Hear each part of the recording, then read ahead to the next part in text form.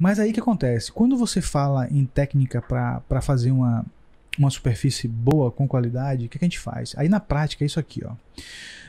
Você tem que ter uma percepção seguinte.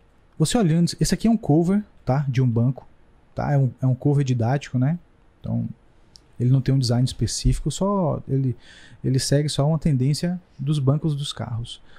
Então, quando você olha aqui, ó, essa superfície, você percebeu que ela está harmônica? Ou seja, o que é isso, Anderson, harmônica? Perceba que aqui ela começa, falando da banana aqui, né? Exatamente aqui. Ela começa fina, tá vendo? Ela vai engrossando, engrossando, ela tem uma harmonia, tá vendo? E aí ela começa a fechar de novo. Aí perceba que tem um raio aqui, tá vendo? Tem um raio aqui, ó. Ele quando a gente fala de superfície para estúdio, ela tem que ser harmônica. Tem que ser uma transição suave. Perceba que essas duas superfícies não poderiam ser inteiras. Pelo menos nesse caso aqui. Por quê? Porque o controle do raio, da curvatura e tal, não eram muitos contrapontos, então precisou ser quebrada.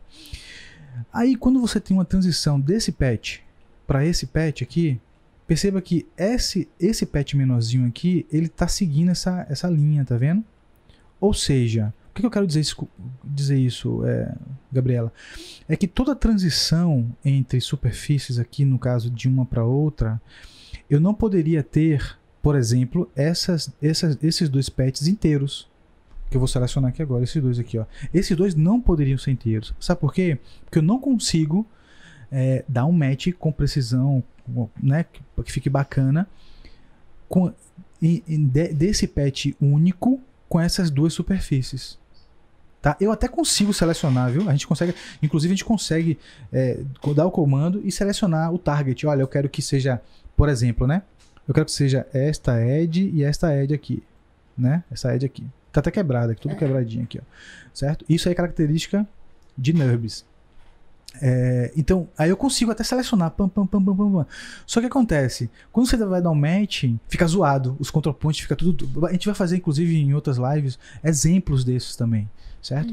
Então, por isso que quando você vê aqui, para superfície classe A, para superfície com uma construção bacana, com controle de contrapontos, você nunca vai ver, nunca vai ver isso aqui, uma superfície grande fazendo conexão com dois pedaços, dois patches separados, né, quebrados aqui. Então não tem como, não existe. Então, mas por que é feito isso? Porque desta forma eu consigo que esses contrapontos aqui dematchem, ou seja, a gente consiga fazer o alinhamento deles, né, com G0, G1, G2, G3 e tal, com os contrapontos de cá. Aí a gente consegue fazer.